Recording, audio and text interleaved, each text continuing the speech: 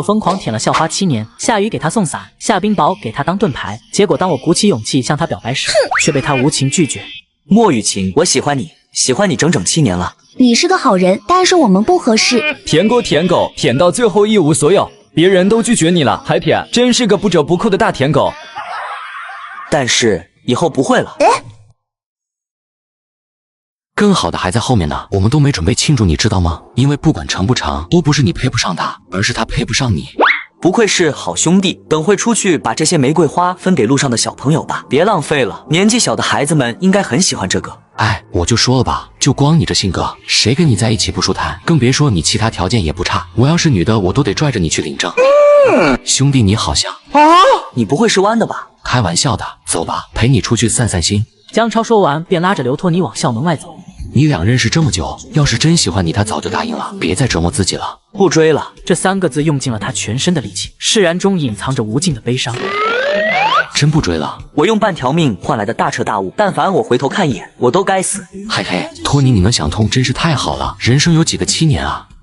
你好。这时，一个拿着一沓传单的女生站在了刘托尼面前，怯生生的给他递过来一张。她的声音很小，但很好听。刘托尼愣了一会，才缓过神来。谢谢。哪怕刘托尼没有回应，女生依旧很有礼貌的弯腰道声谢，随后才走到其他人面前，重复刚才的举动。甄老师，换我发传单，我就全给他塞垃圾桶里。你以为所有人都像你一样，没点责任心啊？哎，刚刚那个给你发传单的妹子，你给几分？你好无聊啊！打个分怎么了？别人给我2分，我也能笑嘻嘻的说谢谢。哥们一点也不双标好不？我昨天还扶老奶奶过马路了呢，完全是个好男孩好吗？刘托尼懒得就这个话题再多说什么，只是把手机熄屏。明明按下手机并不需要多麻烦，但刘托尼此刻却觉得用尽了全身力气。他凭什么不接我电话？我之前也拒绝过他呀，这次怎么就不接我电话了？当朋友怎么了？我们之前那样不挺好的吗？雨晴，我最后再劝你一次哦，你要喜欢他，现在后悔还来得及。刘托尼可是追求了你整整7年，在此期间他为你付出了多少？痴迷于你都快成为他为数不多的缺点了。我才不喜欢他，以前不喜欢，现在不喜欢，以后也不会喜欢。雨晴，等你独自面对这个社会的时候，你一定会后悔的。他肯定会回来找我的，就像从前那样。我和他认识这么久了，肯定是我更了解他啊。天涯何处无芳草，你这样在一个女生身上浪费时间，对得起其他少女的大好年华吗？这就是你当海王的理由？我只是想给他们平等的爱。得了吧。对不起对不起啊！你眼瞎是吗？正当刘托尼想还嘴，旁边突然传来一声怒喝，只见一个男生怒气冲冲地指着那个兼职的女孩，女孩被吓得哆嗦，对方端着的滚烫汤汁还溅到了她的胳膊上。奇怪的是，就算这样，她也没敢吱声，只是深深地低着头。都不是人家给你碰掉的，你这也太过分了。关你什么事？想干架直接说。有监控的，兄弟，你也不想把事闹大吧？果然，此话一出，那男生嚣张跋扈的样子全没了，一段小插曲就这样莫名其妙地结束了。谢谢。不客气，不过你最好赶紧拿凉水冲一下，然后去药店买点药抹上。你这手烫伤的有点严重了，下次遇到这种事，你该说什么就说什么，别站那像受气包一样白挨骂，你又不欠别人的。女生点了点头便离开了，只留下落到地上的一滴泪珠。男生喝多了之后是能吹很久牛的，刘托尼莫名其妙就被拉着带到了晚上10点。和江超分开后，刘托尼并没有立刻回家，而是漫无目的的四处逛着，最后来到了附近的公园里。看着眼前那熟悉又陌生的场景，刘托尼仿佛又回到了小时候，那时候天天和莫雨晴在这里玩耍。托尼，长大后我要嫁给你。好，那我们拉钩上吊100年，不许变，谁变就是小狗。真搞笑，只有我当真了。抬头间，只见公园的秋千上坐着一个陌生又有些熟悉的身影，是今天发传单的那个女孩。女孩正一个人悄咪咪抹着眼泪，昏暗的灯光打在她身上，使得她孤零零的身影看起来更加凄然。犹豫片刻，刘托尼还是站到了女孩面前。你怎么这么晚了还没回家？女孩被突如其来的关心吓了一跳，连忙低下头把眼泪擦干。我心情不好的时候就会在这待会。那个，你烫伤的地方抹药了吗？没有。等我一下，我马上回来。你怎么回事啊？烫伤不处理的话会很麻烦的。手被骂了也不知道还口，现在还说一步才知道动一步，这人怎么憨不拉几的？刘托尼暗自吐槽了一句，干脆就自己给对方涂了。只见被烫到的地方已经红了一片，还有些起皮。你到底拿凉水冲了没？冲了。女孩声音很小，怯怯的，但是很好听。那你为什么不去药店啊？这都多晚了。我当时工作还没做完，而且买药要花很多钱。这样就好了，药膏还有很多，记得要请我。江超，你瞎了吗？5分，这是100分啊！不要再看了好不好？嘿嘿，不好意思，明明可以理直气壮说出来的事情，居然还说什么好不好，真是太可爱了。11点多了，我送你回去吧，我家就在这附近，这点学校已经回不去了。我叫刘托尼，就他们常说的理发那个托尼老师的托尼，不过我可不会理发哦。你叫什么名字？我叫梁芷柔，谢谢你给我买药，我把钱还你。说完，女孩从兜里拿出手机，轻按了2下。原来这种程度的小事也会有人和我说谢谢啊！从他那我可是一句感谢的话都没听到过，一句都没有。不好意思，手机没电了。可能是怕被怀疑，他小手颤抖着把手机举到刘托尼面前，特意又按了2下。明明他自己都舍不得买药，但似乎依旧认为不能占别人便宜。你好像有点憨啊，没关系的，这样很便宜。其实我很聪明的。好，这女孩性格似乎很沉闷，刘托尼也没心情说话，两人就静静地走着。我就在这等公交，等下车就离家很近了。到了公交站台，两人的话匣子也慢慢打开，聊了很多。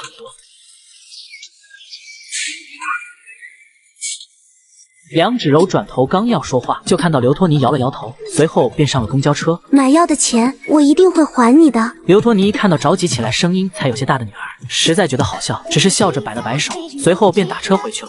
回到家后，刘托尼把莫雨晴有关的东西都拿了出来，准备扔掉。这东西我居然还留着，这还是小时候那个女孩给我的呢。另一边，许久没有感受到过来自他人温暖的梁芷柔做了一个很温馨的梦，她梦到了过去的事，一段治愈着她撑到现在的经历。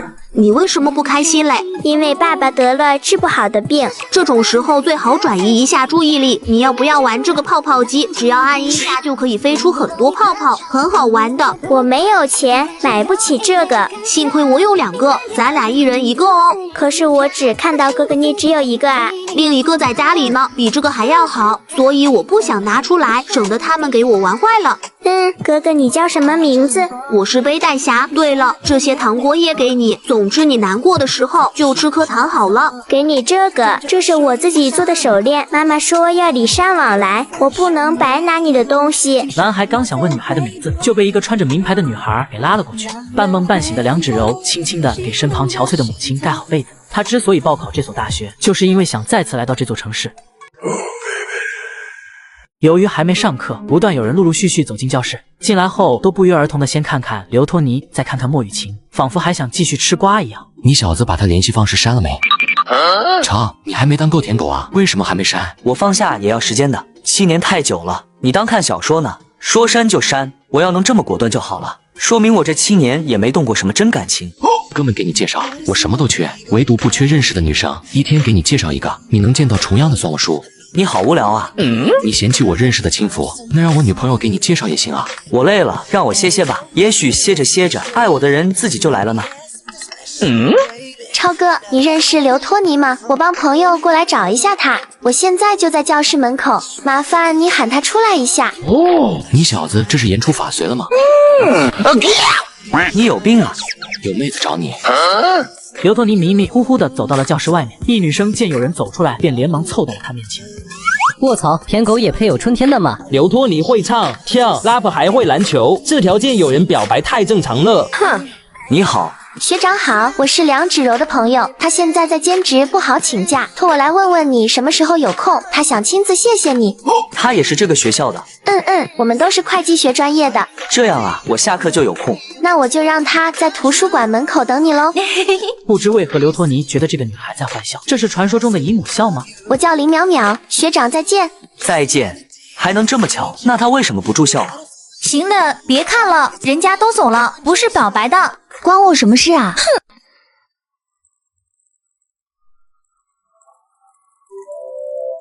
下课之后，刘托尼刚想出去，突然被辅导员喊住了。托尼，过来帮我搞一下名次。很急吗？我晚点去行不行？很急，再晚一会你以后的假条就是别人批了，你们就可以迎接新辅导员了。老师，我来帮他。你自己都不着调自己没点数吗？就这一摞文件，快一点，也许还来得及。这边的也是哦。嗨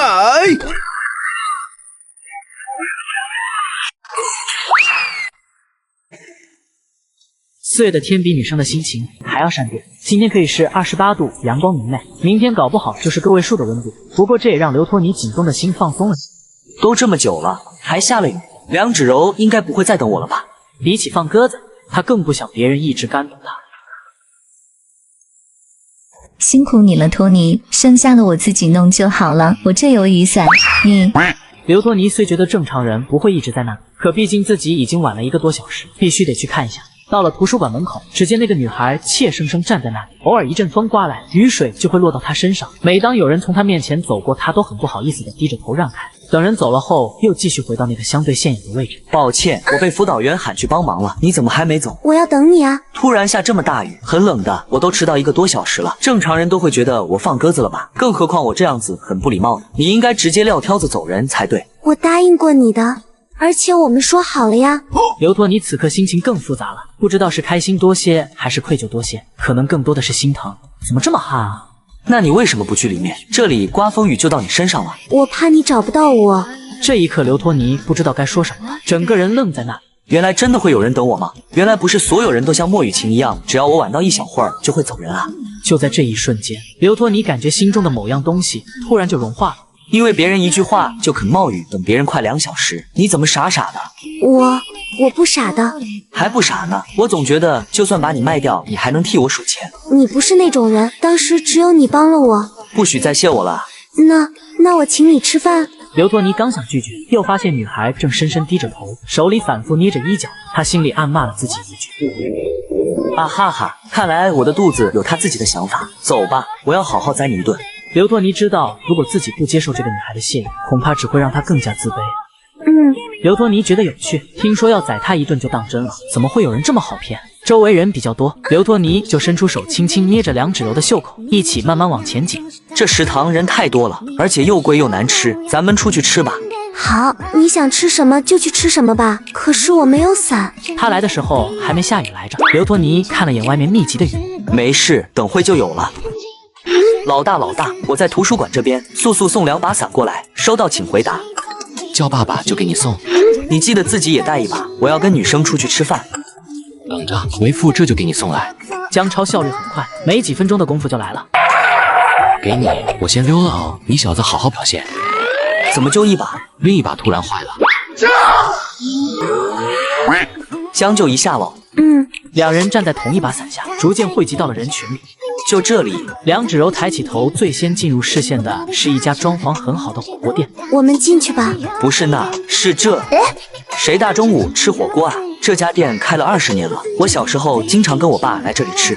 虽说带一个不熟的女孩来这里吃饭不太好，但毕竟是梁芷柔请客，这地方便宜又好吃，哪怕外面正下着雨，店里的顾客也没少到哪里去，大部分都是宇航大学的学生，没有任何一家好吃的店能逃过当代大学生智慧的眼睛。刘托尼没有争抢，默默地看着梁芷柔扫码付款，1人1碗，总共28块。也就你们新生喜欢傻乎乎的吃食堂，哈哈哈！你尝尝好不好吃？梁芷柔把手里的筷子递给刘托尼一双，这才低下头小口小口的吃着，看着面前怯生生的女孩，刘托尼思绪有些复杂，似乎见到这个女孩第一面后，什么事情都是那么奇怪的展开。刘托尼无论如何也没想到梁芷柔真的会在那一直等自己，生怕自己找不到，还站在了会淋到雨的地方。嘿嘿，好吃吧？女孩脸颊上透出一抹不易察觉的羞红，低下头一副我看不到你就看不到我的样子。为什么你都在兼职了，还要这么节俭？因为要攒钱给妈妈做手术。看到神情突然暗淡下来的女孩，刘托尼突然有些心疼，干脆绕过了这个话题。那个林淼淼是你朋友吗？那我算你朋友吗？可以吗？可以吗？你在说什么？不是我在问你吗？刘托尼有些摸不着头脑，这句话差点给他 CPU 干烧了。可以吧？谢谢，我之前就只有他这一个朋友。既然都是朋友了，有空一起吃饭。你的头像为什么是个泡泡机？因为是别人送的。这东西我也买过，这款小时候还挺贵呢。以前我把自己的送人，回家就被老妈奖励了一顿竹笋炒肉，哈哈。想起那个估计已经失去了父亲的小女孩，又看到了面前为母亲治病每天省吃俭用的梁芷柔，这个世界还真是一点都不温柔啊。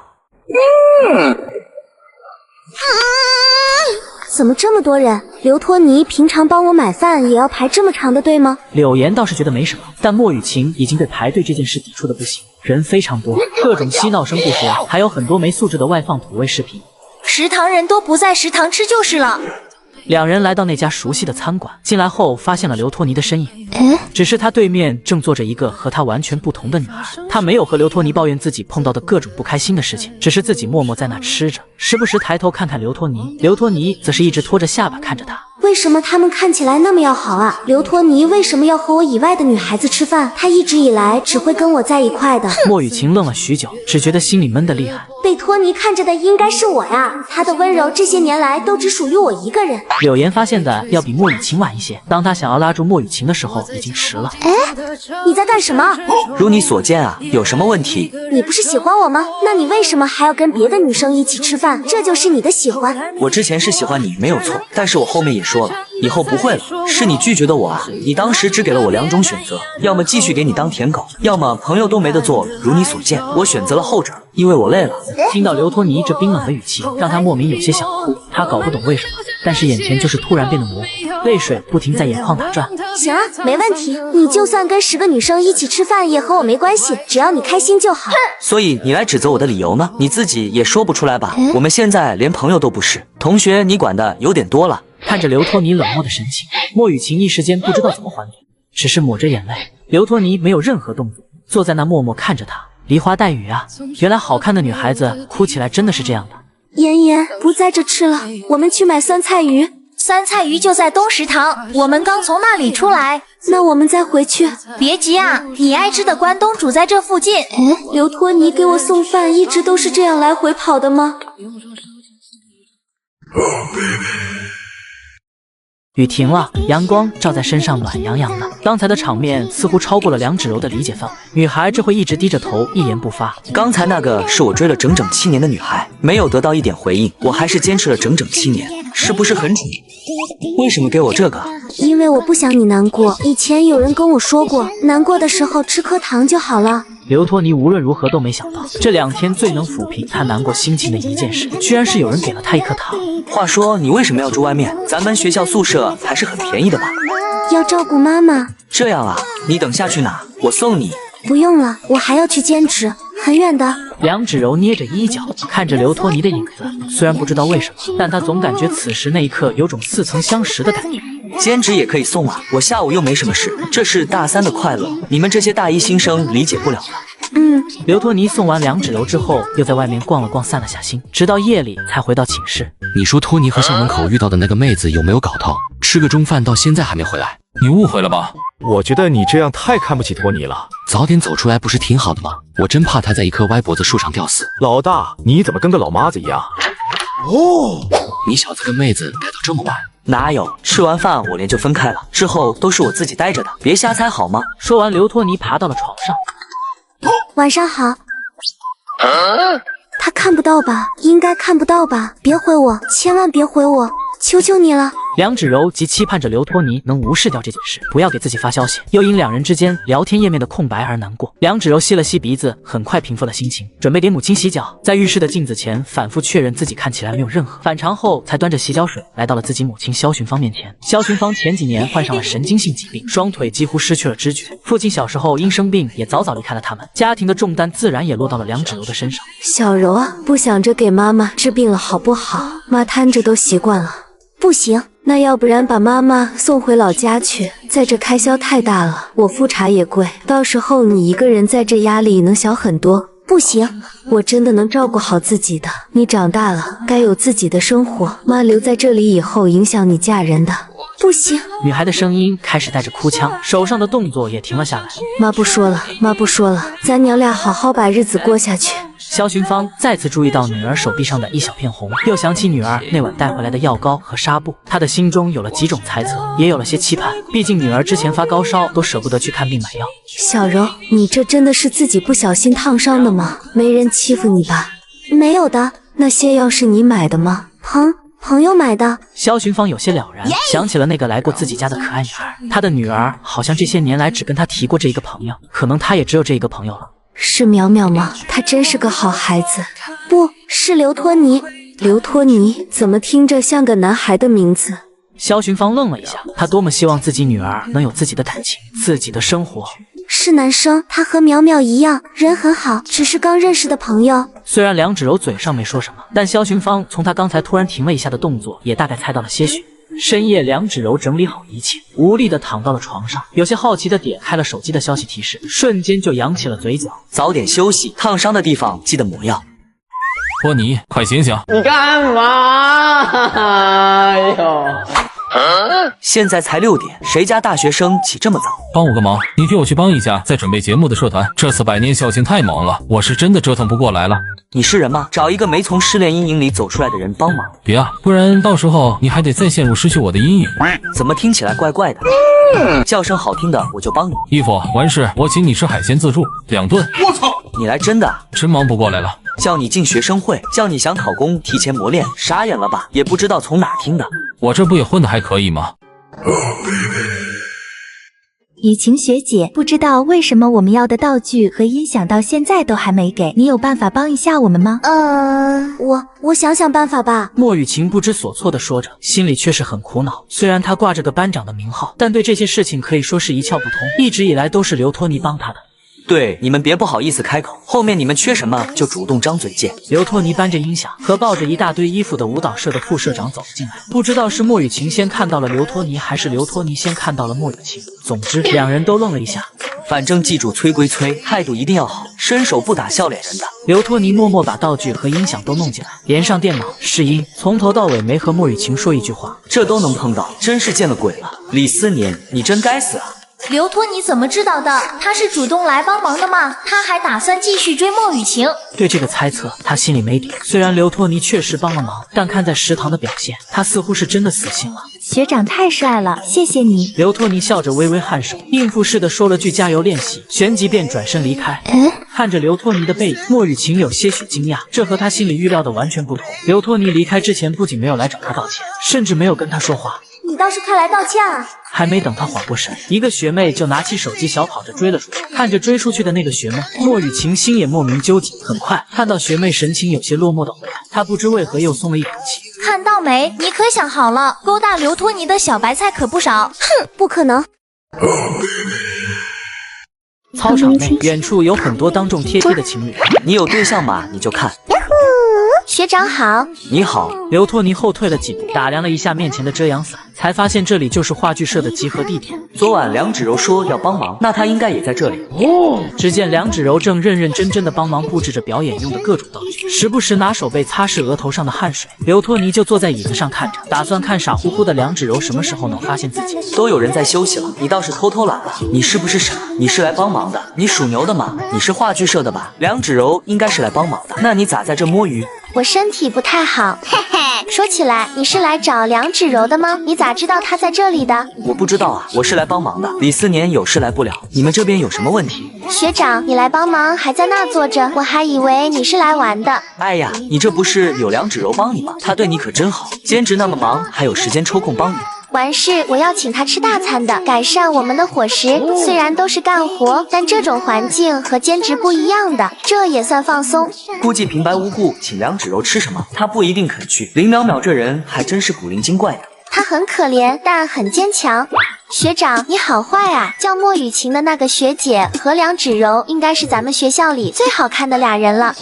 一开始我去帮忙的时候，根本没看清她长什么样子。她不该长这么好看，她很脆弱，恐怕是个人就能轻易伤害到她，所以我不希望乱七八糟的人走进她的生活。不过还好学长好像是个好人。什么叫好像？你如果是见色起意才对她好，不就不是好人了吗？快说，你为什么要对我们家梁芷柔这么好？因为她是唯一一个愿意等我的女孩子，而且她还给我糖吃呢。希望你做的比我更好，咱俩可是她为数不多的朋友，应该很难再有人能钻进她心里了。你要不要跟她一起来帮忙？我到时候请你们2个吃饭哦。不帮忙的话能不能吃啊？我胃不好，适合吃软饭。林淼淼白了刘托尼一眼，并不再多说什么。梁芷柔，你是属牛的吗？不知道歇歇。我不累的。你这还叫不累啊？话音刚落，刘托尼就发现梁芷柔眼眶有些发红。怎么了？刘托尼走到梁芷柔身前，略微俯身看着她藏在发丝下的眼睛。梁芷柔本想后退2步，又觉得这样对刘托尼不太好，大脑还没来得及思考，就怔在了原地，只能用力摇摇头。没事啊。你这样子可不像没事啊，我们不是朋友吗？你连这都不告诉我，算了，是我太自作多情，终究是错付了。哼，你谁呀？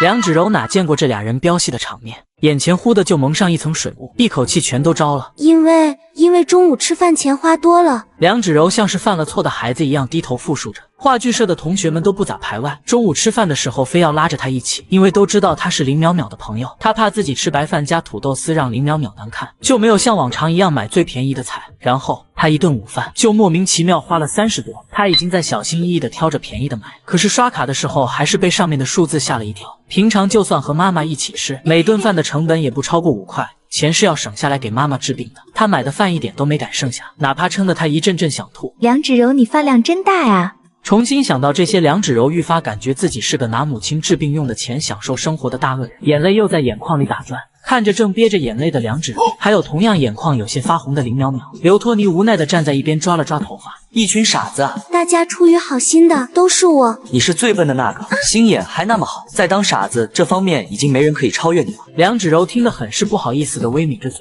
头低得更深了。但她并不讨厌刘托尼这样说自己，反而很喜欢听他的声音。当时请我吃饭，咋没见你哭？你不一样的。当时请我吃那么贵的没事，自己吃就不行，有点荣幸啊。过了一小会儿，见梁芷柔心情平复了不少，懊恼被在自己面前吐露心声的羞愧代替，刘托尼便转过头看向远处，歇着吧，我过去帮忙。我也去，他是替他在学生会的朋友来帮忙的，他要帮的忙你帮不上。刚才那女生低血糖犯了，你们比我清楚，林淼淼就是个不靠谱的。要是以后她再来帮忙你们，就让她跟林淼淼意思意思，然后哪凉快哪待着就完了。怪不得看起来委屈巴巴的。剩下的问题我去跟我朋友他们说一声就行，就算你们缺的有些道具或者服装学校提供不了帮助，也不需要自费的。太谢谢你了。要谢就谢那俩女生吧，她们一个劲往死里催，才把我催来的。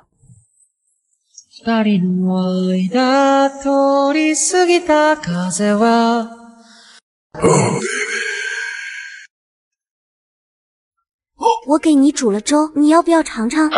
你给我煮粥干嘛？你胃不好呀，肯定就不爱吃早饭，所以我就给你煮了点粥。你要是不喜欢就算了，你要是喜欢，我有空就给你带着，不费多少事的。这当然是骗他的，他的黑眼圈就是因为帮妈妈按摩睡得很晚，又早早起床给刘托尼煮粥才搞出来的。为了味道更好一点，他一直用的小火，又觉得只送白粥太寒酸，天刚蒙蒙亮就跑出去找了半天开门早的超市，买了需要的菜品和瘦肉，做成了皮蛋瘦肉粥。活了21年，早起给自己煮过粥的，除了自己老妈，就只有这小憨憨了。怎么回事？皮蛋好像没那么难吃了。看到刘托尼狼吞虎咽的样子，梁芷柔心里最后一块石头可算是落了地。因为自己父亲的关系，她讨厌胃病，所以不希望刘托尼的胃出什么问题。你没睡好？你猜猜是因为谁？你还不说话了？想起了昨晚两人的聊天。淼淼说你明天肯定还会过来，是真的吗？看你去不去。那上午的时候可不可以早点来？这么想见我？这次则是整整10分钟的正在输入中。刘托尼上下眼皮打得热火朝天，马上都快睡着时，手机终于又响了起来。这个城市又多了一个失眠的人。梁芷柔，谢谢你。不客气的。你一直看我干嘛呀？别动，我说别动。梁芷柔听得迷迷糊糊，但还是老实站在刘托尼面前。你在干嘛呀？我在想怎么报答你。啊？为什么要报答我呀？因为我想和你做很好的朋友，所以我们彼此之间的付出和回报最好是对等的，这样才长久。梁芷柔有些害羞的抿了抿嘴，看着越升越高的太阳，拿出手机看了眼时间。我走了呀。你去哪？去发传单，今天没课，能多赚100多，下班就能给妈妈做顿排骨吃了。刘托尼下意识第一反应是想要去帮着一起，随后就连忙打消了这种念头。梁芷柔是需要帮助，但绝不是这样强加的好，她不需要施舍，这样只会让这个自卑的女孩更加难堪。你今天有事啊？那你昨晚还说自己要过来，我还以为你要来帮忙呢。那你等完事你还回来吗？回来。好，我等你。梁芷柔走在去公交站台的路上，周围的学生都在结伴同行，边笑边聊最近的各种八卦或游戏。从身边走过的女生个个打扮的花枝招展，肆意宣泄着青春，只有她和这个场景格格不入。梁芷柔拿出手机擦擦屏幕，看着自己的样子，自己好像根本比不上食堂看到的那个女孩。傍晚，暮色渐沉，操场上亮起了灯，变成了情侣们牵手散步的主场。话剧社的成员们仍然在充满激情地对着台词。这时，一个女孩有些吃力地搬着东西，晃晃悠悠跟到了他身边。是哪个憨憨女孩？发传单很累吧？还好。两人搬完后就坐在了操场上。他现在越来越喜欢跟这个憨憨一起安静待着了。二人看着路过的形形色色的人，都沉默了许久，只是常常在不经意间对上视线。你每天真的好累啊！你母亲的病很严重吗？能不能跟我讲讲你家里的事情？在我小时候，爸爸就去世了。在那之后没几年，妈妈又生了场病，双腿瘫痪，每年都要花很多钱治疗才能维持住双腿的感觉，所以我才想努力赚钱，养着妈妈，然后攒钱给她做手术。就算妈妈做完手术，也很大概率不能站起来，我还是不想放弃。这是梁芷柔认识刘托尼以来说的最长的一段话。女孩的语气很平静，像是在讲述发生在别人身上的事情。她已经习惯，也认命了。梁芷柔，你相信奇迹吗？不相信，至少不可能发生在我这里。一个被困境折磨成这样的女孩，怎么可能相信这种虚无缥缈的东西？是有可能的，比如有个人突然闯进了你的生活里，甚至愿意陪着你一起承担这一切。不聊这些了，我帮你转移一下注意力。没一会儿，刘托尼就借了一把吉他过来，再次坐到梁芷柔身边。想听什么？我会的可不少。这时刚折腾完的林淼淼来到了二人面前。学长辛苦你喽！学长还会弹吉他，我要听。那当然，你听好。刘托尼满脸自信地拨弄了几下琴弦，听得林淼淼直皱眉，十分鄙夷地看着他，声音根本不成调调，一看就不会弹。不过就算这样，梁芷柔也听得很认真，这还是第一次有人弹吉他给他听。学长，我还以为你要露一手呢，你都不会弹吉他，逞什么能呀？哼！碍事的人终于走了，听好，我只弹给你听。听到这话，女孩的心脏仿佛猛地停跳了一拍。在这一瞬间，她终于不再是家里的唯一支柱，似乎她也变成了一个需要被照顾、可以被疼爱、享受青春和幸福的女孩。天空好像下雨，我好想住你隔壁，下站在你家楼下，抬起头数云。梁芷柔听得有些入迷，这比她预料的还要夸张。刘托尼唱歌真的很好听，吉他弹得也非常好。几首歌唱完，不知不觉间天也彻底黑了下来，围观的人已经全部散去。梁芷柔还是感觉脸颊一阵发烫，刚才围观的人实在太多了，刘托尼还一直不让她低下头。我错付了7年，最大的感受是什么？你知道吗？什么是你一旦被别人瞧不起，就彻底没戏唱了？我不是说现在，但你早晚要离开学校，到时候你就没办法躲在自己的小世界里。所以不管要多久，你得学着昂首挺胸，像我现在一样。我们有家人爱，不低任何人一等。你作为你母亲的心肝宝贝，应该学会爱自己。我希望你能咬着牙抬起头，直到有勇气去随便直视别人的眼睛。而且你现在已经很棒了，既然来到这所大学，毕业找个工作能赚很多钱的，一定可以给你母亲好的生活，你也一定会成为一个很厉害的人。我想变成那样。你可以的。真的吗？你很辛苦，我知道的，但是一定要抬头挺胸，坚持下去。如果你在中途累了，就回头看看，我就在你身后。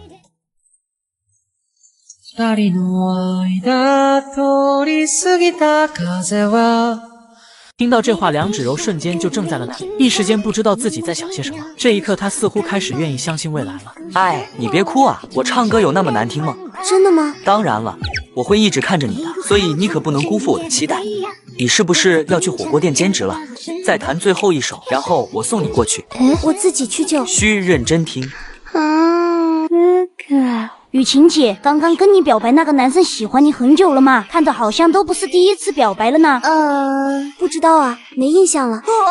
看来追你的还真不少，好羡慕你啊！我也想体验一下有这么多人追求的感觉。说起来，我从咱们学校官网上看到了你当初表演的视频，你跳舞真的太好看了，真的不跟我们一起吗？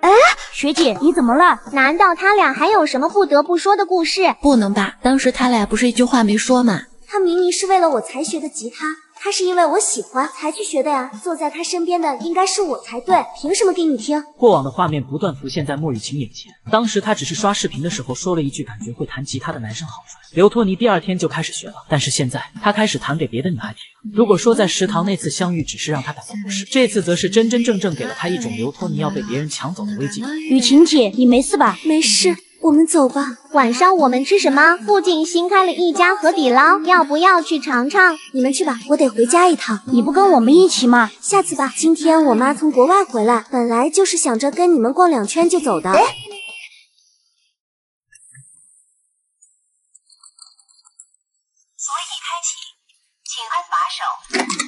家里并不像想象中那样开着灯，也没有任何人在等着自己。莫雨晴没顾得换鞋，便无神地躺到沙发上，像是泄了气的皮球。喂，妈，你没回来？没有呢，临时有事要忙，过阵子再说吧。哼，开心点，宝贝，你林叔现在就在国内，他说想请你吃顿饭，你让他陪你呗。我和他都在一起这么多年了，你也该接受他了。我自己待着，你们爱怎么样怎么样，跟我没关系。你跟他还有你们自己的孩子过你们的日子吧，不用管我。你这孩子瞎说什么呢？都多大了，怎么一点都不懂事？妈妈还不够爱你吗？有多少孩子有你这么好的条件？从小到大你要什么，妈妈没给你买，懂点事啊。乖，我挂了，钱不够再跟我说。莫雨晴缓缓把手机放到茶几上，倚在偌大的落地窗边看着外面的江景，心里一片茫然。周边小区的楼房全都亮起灯光，每一盏灯都是一种生活，只有他自己孤零零的仿佛被世界所抛弃。他以前对我多好啊，可是为什么连朋友都做不成了呢？没错，刚才我就是去送她了。她叫梁芷柔，以后别天天火锅店女孩的叫人家。这就呼上了，进展挺快啊。什么？我们现在还是清清白白的朋友，不是你想的那样，至少暂时不是。不过以后说不准，慢慢来吧。我和他都需要时间。不要你的白月光啊！不对，这好像叫朱砂痣。不要了。学长定做的服装下来了，你们要不要穿上体验一下？嘘。刘托尼比了一个嘘的手势，转头瞧了瞧睡得正香的女孩。送你的。林淼淼自然看懂了刘托尼脑子里在想些什么，没好气的白了他一眼，扔下衣服就回去了。你是不是该去兼职了？今天不去。半梦半醒的梁芷柔似乎感觉枕头不是很乖，又往枕头上靠了靠，拿脸颊轻轻蹭蹭。为什么？那家店不需要发传单了，新的工作还没找好。那正好，今天休息一下。明明我只是想闭眼歇会，怎么一觉起来就依到他肩膀上去了？要被笑话死了！他会不会觉得我很轻浮啊？你占我便宜。对不起。道个歉就完了，白嫖完我身子不负责是吧？啊，那你要我怎么负责呀？哈哈哈，逗你玩的。看你那么累，我没好意思叫醒，要不要再睡会儿？不用了，对不起啊。你要是实在觉得自己对不起我，下次就让我倚着你肩膀睡觉吧，这样咱俩就扯平了。不行的，我们是朋友，不能这样。可我们是最好的朋友啊。最好的朋友也不行的。咱俩清清白白，怕什么？清白的好朋友也不能这样呀。你总得还我一次吧？好朋友之间互帮互助，你来我往的，不是很正常吗？就一次。哈哈哈，逗你的。这时他才发现自己身边的奇怪衣服，有些好奇的拿起来看了看。林淼淼送你的，要不要穿穿看？梁芷柔听到后愣了一下，随即头摇得跟拨浪鼓一样。虽然是正经衣服，但还是觉得好奇怪。凡事都要体验一下嘛，咱俩之前说好的，你得学着自信起来，这是计划的一部分。等会还给他吧。明明刚才都答应让你靠着睡觉了，梁芷柔啊梁芷柔，你怎么能如此堕落？你不能再放宽自己的底线了，要学会拒绝他。你要是觉得害羞大不了，只给我一个人看，你也不想你的好朋友难过吧？耳边突如其来的热气搞得女孩浑身一阵酥麻，纤纤细腰也直发软。女孩娇憨娇憨的也不知道躲，思考半天之后，鬼使神差的微微点了点头。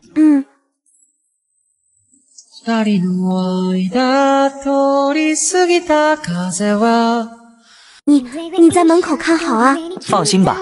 你也不许进来。嘿嘿，你不说我还真没想到。刘托尼百无聊赖地刷着短视频，已经过去10几分钟了，女孩子还没睡。女生换衣服需要这么长时间吗？不会晕里面了吧？梁芷柔，你睡着了？来了。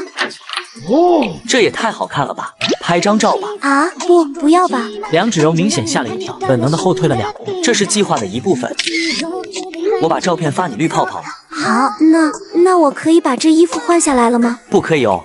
雨晴，你前几天真的看到刘托尼给别的女孩子弹吉他了？这么大的事你怎么不下辈子再说？唉，你什么感觉？很不舒服。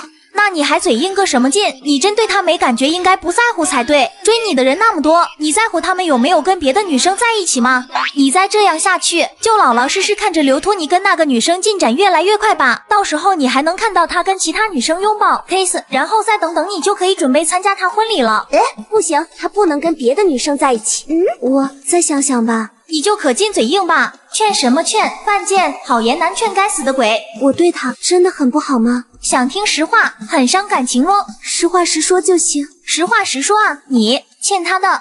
你说刘托尼和我在一起之后会不会变心？他现在就在给别的女生弹吉他了。这问题你不该问我，你俩不是青梅竹马吗？你心里没数。就连他都不敢想刘托尼是怎么几年如一日的坚持下来。他确定自己很爱江超，但如果要让他每天像刘托尼那样，他真的做不到。跟你在一起之后会不会变心，不是你现在应该考虑的问题。你现在应该想该怎么样才能让刘托尼回头。午饭过后，回到宿舍的莫雨晴看着自己和刘托尼的聊天页面，愣了许久。自从刘托尼表白那天之后，两个人之间就再也没有互相发过消息了。他翻看着两人的聊天记录，似乎是想要找出自己其实对对方不错的证据，但是好像没有。每天准时发早安和晚安，反复嘘寒问暖，从来都是只有一个人，而自己的回应往往只有简单一两句，甚至有时候会觉得烦躁，干脆不理。刘托尼经常会提醒自己天冷该加衣服，而自己一次都没有给他发过。没办法，真的是习惯了，几年下来实在是太习惯了，习惯到觉得刘托尼这样是理所当然，忘记了感激。你们这次表演带我一个。好。大晚上喝粥，你搁着养生呢？老大他女朋友晚上给他点了粥，所以回复没女朋友，我自己给自己买，你也喝点，咱俩都是没女朋友给自己点粥喝的可怜人。刘托尼挠了挠头，没敢说有女生每天早上亲自给自己熬粥喝，说出来真的会死的。他无奈只能走上前喝了2口。你这皮蛋怎么这么恶心？你有病吧？皮蛋不都是这样的？那可不是，梁芷柔做的就不这样。什么？你收拾东西干嘛？明天不是5一吗？回家一趟。多新鲜的，都快忘了你是本地的了。这不是舍不得你们这几个好大儿吗？跟你说个好玩的。什么好玩的？今天莫雨晴那边又汇报说碰到问题，然后我过去看了看，折腾半天，最后发现是音响的那几条线插反了。无聊，这叫什么好玩的？还没说完呢，你知道他看到我说了什么吗？他说怎么来的是你？我怀疑他是故意把接口插错的，本来想让你过去，毕竟他还不知道你已经不帮我处理这些事了。神经啊！我宁愿相信老大会学习，也不信莫雨晴会回头。可是老大真的在学习啊！另一边，莫雨晴刚回到家里，落寞地坐在沙发上，回想之前的事情。她不想刘托尼对别人好，却还没做好倒追她的准备。她长这么大，头一次体会到什么叫患得患失，也是此刻才终于彻底认清，原来自己是喜欢他的。静了许久之后，他轻点手机，在朋友圈写下一段话：希望我所有的珍惜不用靠失去来懂得。这是他对刘托尼的暗示。思来想去半天，他还是没能下定决心去主动发一条消息，哪怕只是简单的一句晚安。这条朋友圈和上一条时隔了2个多月，上条朋友圈还是他过生日的时候发的。莫雨晴点开那张图片，心里更加恍然，那是一束很漂亮的玫瑰花，一朵朵红色的玫瑰肆意绽放着，好似永远不会凋零。它们当然不会凋零，因为全都是纸做的。当时刘托尼为了生日聚会准备了将近半个月，然后把他亲手折出来的这束花送给了自己，整整33朵玫瑰，全部都是用纸折出来的。莫雨晴现在还记得周围那些女生羡慕至极的目光。学姐一幕了，我陪你去看电影啊！你在暗示我嘛？我也不想失去你，虽然你拒绝了我，我还是一直在等你。雨晴，难过就去散散步吧，我马上就到你家楼下。哦哟，后悔了吧？只要你一句话，我明天就到杭城。这些评论看得莫雨晴差点一口气没上来，赶紧删掉了这几个忘记删除的。莫雨晴很是失落的叹了口气，继续反复刷新的消息。这还是他头一次这么关心自己朋友圈的评论，因为他在等一个人。这些评论再怎么积极热情，也不是他想要的。他想看到刘托尼的回复，哪怕点个赞也好。高傲的女孩等到睡着，也没等来自己想看到的回复。老大，你5一啥安排？跟柳岩出去旅游，下午的高铁。就当我没问过。早上好，在干嘛？刚穿好衣服，准备去兼职。找到新工作了？还是发传单，在国贸商场那边。挺好的。他一边打字一边走着，结果差点一脚踩空，给自己脚崴了。随后若有所思地戴上蓝牙耳机，给梁芷柔打了个电话过去。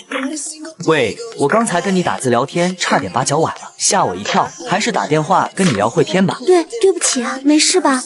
我没事，我反应快。你有没有吃早饭？没有，早餐店的饭没你做的好吃。不行呀，要按时吃的，要不然我给你送过去。娇憨的女孩似乎提出了一个不怎么聪明的提议。那你送我家里来吧，记得给我家里人带点。那算了。我好像还是没有进步。昨天找兼职的时候，店长问我话，我还是连话都不敢说。别太急呀，一步一步来就好。你只要努力让自己变得越来越好，慢慢来就可以。你进步已经很明显了，换以前的你，肯定不肯穿那身衣服。总觉得这不是一回事。是一回事。是吗？下次要不要穿古装看看？你真的很适合穿这种衣服。你也不想你的朋友，能不能不欺负我？总之你放宽心，慢慢来就好，有我在呢。好。梁芷柔轻声应道，压抑的心情散去不少。她也说不清为什么，但是听到刘托尼这句有我在呢，真的很安心。你干嘛？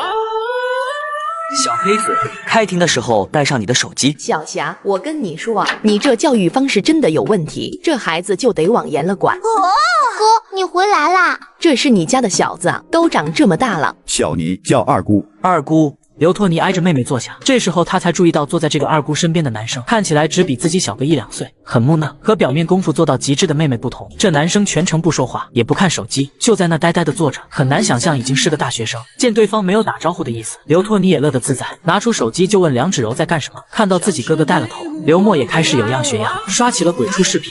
小黑子，开庭的时候带上你的手机。你看现在的孩子干啥都离不了手机，手机和游戏糟蹋多少孩子。小霞，你看到没有？电子游戏就是精神鸦片。这俩孩子就是没你家小号懂事，不过我还是感觉这东西不能管太死，只要别太玩物丧志，娱乐一下也没关系。哎呦，那可不行，网上专家都说这是洪水猛兽，碰不得。我家这个现在上大学了，也在严格控制看手机的时间，放假回家之后每天晚上10点我就收他的手机。刘托尼看了看那个男生，突然觉得这哥们有点可怜。小莫现在高中是吧？你可得给他管严了。我家这个高中的时候，我就没给他看过一眼手机。不过这孩子也争气，去年上了个1本。小莫啊，你要向你表哥看齐。小尼，你这个当哥哥的也得给自己妹妹做好榜样才对啊！少看点手机，多学习，大学也不能放松的。我哥哥挺好的呀，榜样当得特别好。小尼现在在哪上学？我学校啊，一般吧，就宇航大学，离家近。茶几周围顿时就陷入让人有些尴尬的寂静之中。宇航大学再怎么说也是个 top 10的学校，说出去还是很长脸。刘托尼看着一边的男生，对方表情还是没什么起伏，没人知道他在想什么，也是被控制欲过强的父母当成自己梦想的人士，喝下名为都是为了你好的毒药，活成了提线木偶。至于他的爱好和梦想是什么，没人关心，甚至包括如今的他自己。没一会儿，二姑一家随便找了个理由就离开了。嘿嘿嘿，哥，你真好。你真恶心！他不上当，按正常流程，这机灵鬼妹妹马上就要问他借钱了。妈，我哥说我恶心。小尼，卧室里传来了王小霞的怒吼声。哥，我想去看电影，你资助点吧。没钱。你要是不给，我就把你在追雨晴姐的事情捅出去。那可是咱莫叔的闺女啊，她对我们那么好，你是怎么下得去手的？你这个秘密，我吃一辈子。捅背，反正我都放弃了。你没发烧吧？你是认真的？见刘托尼点头，刘默也不闹腾了，呆呆地坐在一边看着他，仿佛第一天认识自己亲哥哥。这几年他有多喜欢莫雨晴，他作为妹妹可再清楚不过了。正是因为太清楚，现在才感觉惊讶的不行。你们这是干嘛？去旅游啊？怎么不早点说？我都没收拾东西。为什么要早点说？又没说带你去。什么？我们过2人世界，你去凑什么热闹？跟你妹在家老实待着。你前些天还打电话催我回来的，当时你还说我不顾家，结果我刚回来，你们夫妻俩要去过2人世界了。你不也说了是前些天吗？累了，毁灭吧。刘默似乎早就知情，一开始就已经摊好了，孩子只是意外罢了。对了，你这几天也别闲着，去陪你妹找个家教。她现在每天走读，日子过得太滋润了，我看不下去。我朋友最近在找兼职，让我朋友试试。你自己怎么不教？这钱给你赚不好吗？1个小时几百块钱呢。你女儿什么样子你不知道，我宁愿替她出家教的钱，也不教她，不然我都活不到拿工资那一天。好，一言为定，她请家教的钱就从你生活费里扣了，让你朋友来试试吧。你怎么惹到老妈的？也就成绩下滑了一点点而已。一点点是多少？也就10几名吧。全校？全班。你最近干啥去了？真没干啥，就这次月考发挥失常了而已。我说下次稳定发挥肯定没问题，可是老妈不信啊。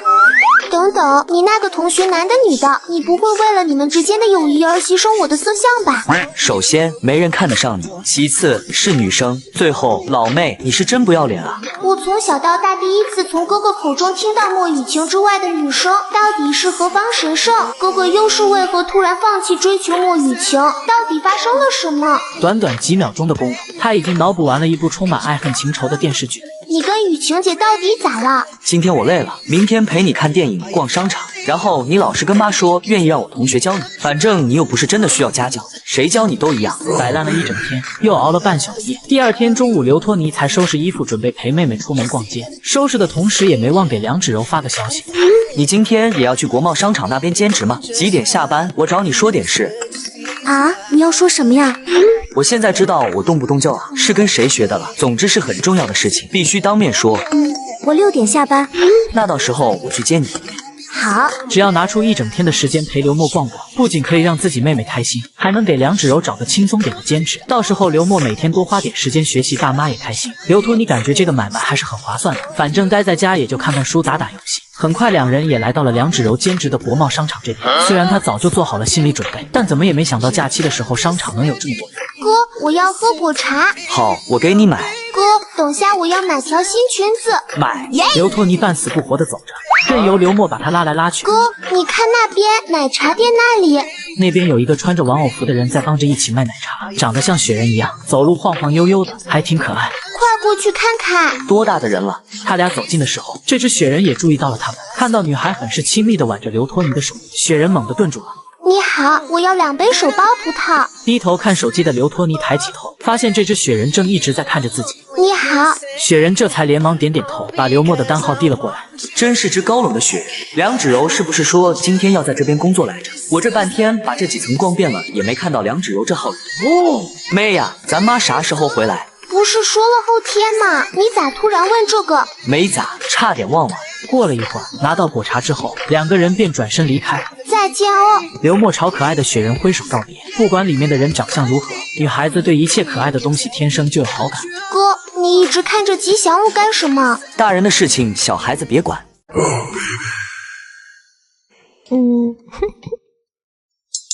哎，前面好像有租借充电宝的地方，还是算了吧。要好几块呢。梁芷柔用最后的那点电量给刘托尼发了消息，确定了两人等下见面的地方。梁芷柔，这边。你怎么每次都提前来呀？习惯了。其实我来之前一直在陪我妹逛商场，就是可惜没碰到你。是吗？可能刚好错过了吧，我也没看到过你。这汉汉连撒谎都不会，那有点可惜啊。对了，我给你买了奶茶。你没给自己买吗？我自己路上喝完了，我也不知道你喜欢喝哪种口味的，就随便挑了一个，你尝尝喜不喜欢？只要是你买的我都喜欢。哎，那就好。这李淼淼这时候打电话过来，这不耽误是吗？啥事？梁芷柔失联了，电话根本打不通。她电话打不通，你打给我干什么？对啊，我找你干嘛？不逗你了，我现在就在她旁边呢，她手机没电了。那我就放心了，我就知道这傻瓜肯定连充电宝都舍不得租。不对，狗男女就该给你们进猪笼。你要找我说什么事啊？我爸妈最近在给我妹找家教，我问下你有没有想法？我不合适的。没关系，叫我妹你怕什么？这不比去陌生人那里好多了。还记得我们的约定吗？我试试。这才对嘛，我爸妈是这样定的。到时候你先给他上1节课试试，如果他们都满意，以后就是每个周末那2天上课，晚上2个小时，1小时300。哎，太贵了。你说什么？太贵了？你是收钱打工的？什么叫太贵了？梁芷柔，你是不是傻的？我就是傻才教不好呀。你要是真傻，也考不上这学校。咱们学校清一色的几百块1小时，经验丰富的甚至要价更贵，照样有家长疯抢。在孩子学习这方面，家长们砸钱就没心疼过，都是尽自己最大的努力。你这么傻，那就250一个小时吧，很适合你，不能再低了。这不再便宜一点，200行不行？这都比我在火锅店兼职的工资还要高了。那你免费吧？免费也可以，不过那样得挑我不兼职的时候。你别生气啊。200就200吧。梁芷柔回忆着下午见到的那活泼女孩，越想越觉得心里没底。这种性格的人，她是完全应付不来的。要教你亲妹妹吗？几年级？亲妹妹，高2。亲妹妹啊，为什么你不自己教她？你那么厉害。继续夸，会夸你就多夸点，我有那么厉害吗？你本来就很厉害呀，你会的东西那么多，而且你做什么事都有种游刃有余的感觉，让人很愿意找你帮忙。女孩说完以后，偷偷抿着嘴，长得还很帅，这话她没好意思说。那天晚上对视的时候看呆的不只是刘托尼。这样，想不到你对我印象这么好。你们在哪玩呢？快说来听听，我回家之后快憋出病来了。这架势一看就是来八卦的，演都不演一下。喂，你说什么？喂，我这边信号不好，先挂了。你2秒打的吧，给你，我去上个洗手间。小尼，你妹说你扔下她自己跑出去了。你是哪位？梁芷柔看了眼来电人，发现是刘托尼妈妈的这一刻，整个人都是懵的。她感觉自己心脏都快要跳出来了，她无比害怕的想要挂断电话，转念又想到这样会给王小霞留下坏印象，只能强忍下内心的忐忑，把电话贴到耳边。没事，听得到吗？听得到。王小霞这才听清女孩的声音，软软糯糯的。这方面她还是比较老练的，听声音和语气就给梁芷柔性格猜了个大概，肯定是个老实丫头。你是托尼不在吗？阿姨你好，我叫梁芷柔，是托尼的朋友，他去上洗手间了，还没回来。你是小尼的朋友啊，名字真好听。谢谢阿姨。阿姨不打扰你们了，本来我就是想找小尼闲聊的，也没啥事。好的，那拜拜。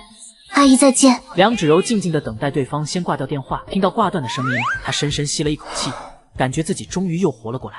刘托尼回来就看到梁芷柔眼眶红红的，委屈巴巴的抬头看他。你咋了？刚才这电话是你妈打来的。瞧你这出息，我还以为多大事。啥？我妈？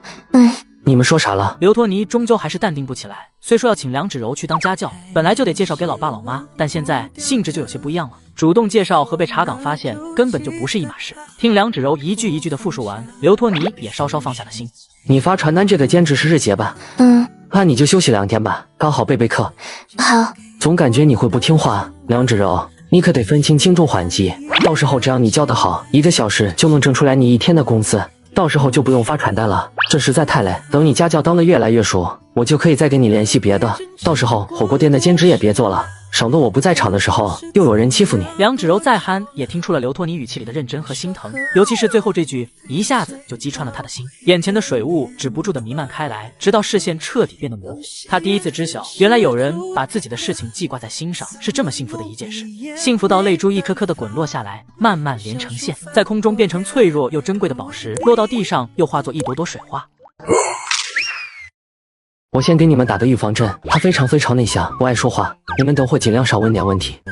你也不知道去接一下人家，哪有你这样当朋友的？我早提过了，人家不答应，跟属牛的似的，固执得很。是接我电话那个丫头吧？是，当时就是找她说这事去了。我还以为你对雨晴有意思呢，从小就跟人家屁股后边。大意了，我还以为隐瞒得很好，好家伙，到头来全家都知道自己当初喜欢莫雨晴。你跟雨晴姐之间到底发生了啥事？好端端为啥不追了？很简单，她不喜欢我，我表白她都拒绝了，我还追什么？他还真没想过这茬，一直以为这是傲娇的莫雨晴在跟自己哥哥拉扯，毕竟自己哥哥这些年的付出他都看在眼里。爸妈，这就是我说的那个朋友梁芷柔，快进来坐。王小霞见女孩怯生生的不敢说话，便亲自轻轻握着她的手，把她拉到沙发上坐下。这孩子名字好听，长得也好看。阿姨好，叔叔好，我叫梁芷柔。我知道，芷柔可不可？来吃西瓜，你不爱吃的话还有别的。晚上要不要留在这里吃饭？你想吃什么？我让小妮下去给你买。阿姨做饭还挺好吃的哦。这憨憨还学会求助了。妈，人家是来当家教的，你在这拉着聊天也算是教，得给钱。不用算的。就你话多，老刘，你看看你儿子。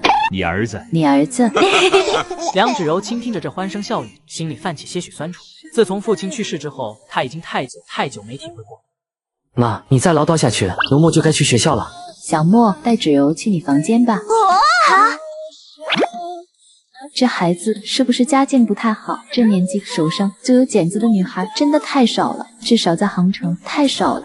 刘托尼也没隐瞒，随后便慢慢说明了梁芷柔家里的情况。听到梁芷柔每天四处兼职，午饭还只敢点最便宜的菜，王小霞不自觉地红了眼眶。小妮，妈，咋了？你要是敢欺负她，我就当没你这个儿子。怎么回事？你俩关系什么时候变这么好了？那咋了？姐姐，你要是被我哥威胁了，就眨眨眼，我一定会救你的。没有，他对我很好的。怎么了？我昨天想了好久，也没想明白该送什么。第一次来也没带东西。无所谓，反正你是来当家教的，你要带东西的话，不就真的变成媳妇上门了？我知道了，原来你这么想嫁到我家。不是这意思。我逗你了，我妹妹不老实吧？没有，还挺认真的，就是拉着我聊了好一会儿的天才肯学习。聊了什么？他不让我告诉你。我们还是不是最好的朋友了？所以你说不说？你别生气，我说他问我们。好了，知道你肯告诉我，我就很开心了。至于你们说了什么，那是你俩之间的秘密，你没必要说自己不愿意说的事情。可是我什么都愿意告诉你啊。怎么看你这么紧张？看不起我车技？说下位置，我导航。去我家附近的超市吧，我买点菜。行。你要买啥？先买点苦瓜吧。我不喜欢吃苦瓜。你想吃什么？傻巴，我逗你玩呢，我又不去你家吃饭。梁芷柔这才反应过来，别过脸继续买菜。两人就这样一问一答的逛了半天。走吧，我送你到门口。对。这一刻，刘托尼愣住了，没想到梁芷柔连这都记得，记得他喜欢喝可乐就算了，连喜欢什么牌子都记得。谢谢。我给你拿的常温的，你凑合一下吧。你胃不好，少喝点凉的，可以吗？听你的。男孩第一次送女孩回家，却看到有人在欺负未来丈夫，这谁能？你不是还有个闺女吗？喊她回来，让她收拾东西，收拾完你们赶紧走。租期不是还有大半年吗？你也看到了，我腿脚实在不方便，真的不好扒呀。您就通融一下吧。我已经够头容了，剩下的钱我全额退给你，我也给你们几天时间让你们搬出去了，你还不满意？这是我的房子，我让你们滚你们就得滚。妈，萧群芳感受到熟悉的触感，也缓过了神，这才发现自己女儿看到同样站在自己身旁的陌生男孩，又愣了一下。房东让我们赶紧搬走。你把自己说的那么可怜干什么？这本来就是我房子，干嘛你住一阵子就当你的了？但是还没到租期啊。有合同吗？合同？租房子的时候有没有签合同？有的。拿过来。这有你什么事啊？这是我丈母娘，你说有我什么事？听到这，房东一时间也不知道接什么话。见刘托尼正提着一袋菜，更信了几分。刘托尼接过合同，仔细扫视了一下，租期赫然还有大半年。看这个合同的模板，肯定是走的中介，现在也没看到中介的影子，估计是这人私下碰到急着租房子出价更高的了，又觉得这母女俩好欺负，所以才搞出这茬，挑着软柿子捏，够我心的。搬出去可以，违约金付一下，这上面写了，按合同价款的30%。你一个乳臭未干的小屁孩懂什么？大哥，我就是学这个的，你可以欺负他们不懂，但是在我面前这么挖不好使，能整出这种事来，说明你也完全不懂，或者你就是单纯觉得他们好欺负，还是建议你好好考虑一下。如果你真的要搞那么难看，我们也奉陪，但是真的不建议您这样。我老师在国内法学界很有名的，到时候你请来的律师，搞不好还是我同门学长。您缺钱想租给出价更高的，我们也理解，但我们有我们自己的难处，大家都不容易，互相体谅一下不好吗？到时候真法院见的话，您钱也不少花，也不一定占理，何必呢？对吧？等到期你们就给我搬出去，我租给谁也不租给你们了。梁芷柔回忆着刘托尼刚才的话，总觉得有点耳熟。那天晚上他帮自己解围的时候，好像也是这样软硬皆施。等等，他刚才是不是喊丈母娘来着？阿姨没事吧？以后碰到这种人，千万别让着他。没事没事，真的多谢你了。应该的，芷柔平常也没少帮我忙。你是叫刘托尼吗？阿姨，您认识我？经常听我闺女提起你呢，果然是个好孩子。好啥呀？我妈天天想给我扫地出门。留下吃个饭吧，尝尝我家芷柔的手艺。好，快坐，家里没空调，真是让你受委屈了，待在这很不适应嘛。阿姨，这话让你说的，我还跟我爹回老家收过玉米呢，皮糙肉厚，有什么好委屈的？什么丈母娘啊，乱说话！你和芷柔是一个班的吗？严格来说，我是他学长呢，我大3了。两人聊了许久，他觉得很暖心，又苦笑了一下，目光投向厨房。平常芷柔真是辛苦你照顾了，这丫头有时候又憨又倔。萧群芳深叹一口气，从抽屉里拿出一张照片，是梁芷柔小时候的照片。泛黄的照片里，小女孩笑得很开朗。其实这孩子小时候很活泼，后来他爹走了，我也瘫了，他一下子就变了个人。他会走出来的。萧群芳转头只看到刘托尼坚定的眼神，突然刘托尼又注意到抽屉里的一串手链，好奇的拿出来瞧了瞧，跟他家抽屉里躺着的那一串非常相似。这是他小时候自己做的呢。是吗？手真巧，原来当时很流行这个，梁芷柔居然也有。阿姨您先歇着，我去帮忙。你是客人，哪能让你去？我又不是只来这一次，来多了不就不是客人了？阿姨你不让我帮忙，可就是不欢迎我以后再过来了。听到这话，萧群芳也没好意思再推脱，只能笑着看刘托尼走向厨房。小厨房很挤很挤，就感觉跟进了蒸笼似的，闷得她几乎喘不过气。女孩戴着围裙，正认认真真的切着菜，丝毫没察觉到有人靠近。在做什么？你又占我便宜，下次得还给我。你说话不算话啊！我什么时候说话不算话了？之前我只靠着你睡了一小会儿，然后说好还给你的，你就依着我睡了一下午。你很不愿意吗？这是两码事。那你愿意还是不愿意？梁芷柔回过头，继续切起包菜。许久之后，终于挤出一句话：愿意。女孩这样说，刘托尼感觉自己心跳得飞快。这憨憨怎么动不动就触发暴击呢？他只能帮忙洗菜，转移注意力。这次真的谢谢你。嗨，这算什么？不光这次，上次也谢谢你。我建议你少谢我。为什么？因为无论多少次，我都会站出来帮你。傻瓜，你要每次都谢的话，会累死的。你之前说你不爱吃鱼，我就没做。你有想吃的菜吗？我都做给你吃。你不是把包菜洗了吗？我就想吃手撕包菜。还有呢？可乐鸡翅。那我去给你买鸡翅。我说着玩的，只要是你做的，我都爱吃。真的？没多久，几盘菜就端上了桌，三个人围在小小的餐桌上一起吃饭。梁芷柔心里越是紧张了起来，毕竟和男生一起陪妈妈吃饭这种事，这是她第一次。来，阿姨尝尝我做的。你这孩子，萧群芳嘴上念叨着，还是露出很欣喜的笑容，夹一口尝了尝，随即连连点头。好吃。梁芷柔也偷偷夹了一口，然后很快又偷偷夹一口。看着梁芷柔这番操作，她突然觉得当初为了哄莫雨晴开心，就跑去学着做她爱吃的菜的自己有些可笑。这不是有人无论自己做什么，做成什么样子都喜欢吃吗？抛开煮的粥不算的话，这也是刘托尼第一次品尝梁芷柔的手艺，真的很好吃，而且似乎特意按自己口味改良了一下。显然这憨憨把平常闲聊时自己说的口味和爱好都记住了。你多吃点。你很不喜欢吃鱼吗？不喜欢。为什么？有刺。那你喜欢吃没刺的鱼？也不喜欢。为什么？没刺的鱼不好吃。萧群芳眼角带笑的看着俩人你一言我一语的聊天，心里暗自感叹，这才是自己女儿这个年纪该有的生活。梁芷柔被压抑太久了，这年纪的女孩本就应该情窦初开，和男孩打打闹闹的，而且她对刘托尼这孩子真的是越看越喜欢。真好吃，要是以后天天能吃到这么好吃的饭菜就好了。你将来可以让他天天做给你吃。妈，小尼马上就要准备实习了吧？还是说准备考研？还没想好，有点迷茫。没关系，你还年轻呢。说年轻确实年轻，但如果说还想继续无忧无虑的玩下去的话，也已经过了那个年纪。想到这些，他心里莫名升起一丝愁绪。生活的浪潮已经向他席卷而来，他却似乎还没有准备好。你不开心吗？这你都看出来了。要不要吃糖？要。我没有不开心，只是还没准备好长大。不用担心的，你那么厉害，而且什么？而且我会陪着你的。